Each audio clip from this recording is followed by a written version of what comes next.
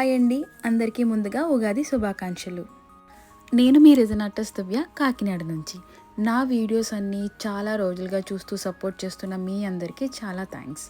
So నేను ఈ long videos start చేయడానికి మెయిన్ రీజన్ మీ అందరితో ఇంటరాక్ట్ అవ్వడానికి.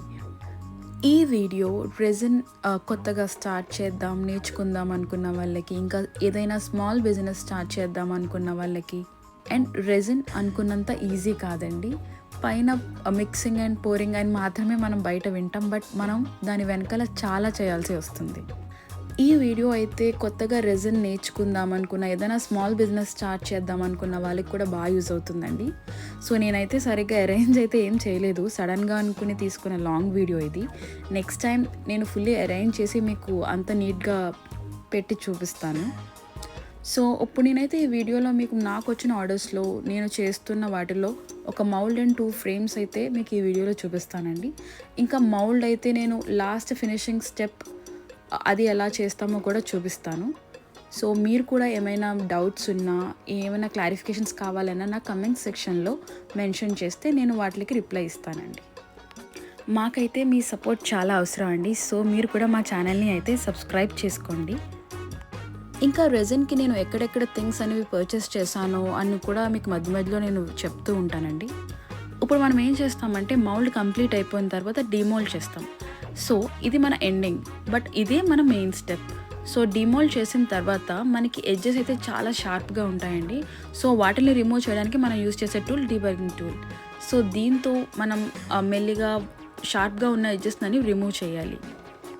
రిమూవ్ చేసిన తర్వాత ఆ ఎడ్జెస్ అంత షార్ప్ ఉండవు. సో మనకి నార్మల్ సాఫ్ట్ అయిపోతాయి అన్నమాట.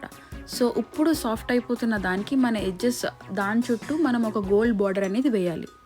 గోల్డ్ బార్డర్ అనేది మార్కర్తో అవ్వచ్చు, మన దగ్గర ఒక పిగ్మెంట్ కూడా ఉంటుంది, దాంతో అయినా వేసుకోవచ్చు. నేనైతే ఈజీ ఉంటుంది కాబట్టి మార్కర్ యూజ్ చేస్తాను. దీనివల్ల మన లుక్ కూడా ఎలివేట్ అవుతుంది. నెక్స్ట్ మన అప్కమింగ్ వీడియోస్లో మన రూమ్లో ఒక చిన్న స్పేస్ యూస్ చేసుకుని మన ప్రొడక్ట్ వీడియోస్ ఎంత బాగా ఎలివేట్ చేసేలా తీయచ్చు.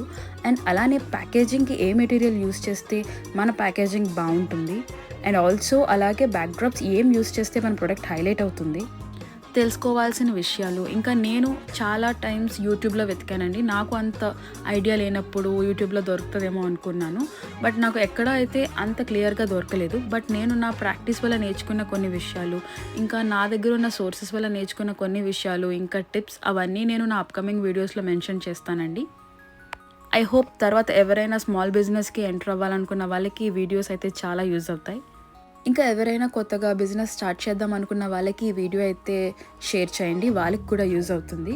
ఇంకా నేను నెక్స్ట్ వీడియోస్లో నేను యూజ్ చేసే లైట్స్, ఇంకా ఫోటోగ్రఫీకి ఎలా బాగా తీయచ్చు, ఎలా ఎలివేట్ చేయొచ్చు, ఇంకా నాకు తెలిసిన టిప్స్తో, ఇంకా చాలామంది నాకు కమెంట్స్లో అడుగుతున్నారండి స్టిక్కర్స్ ఎలా అని.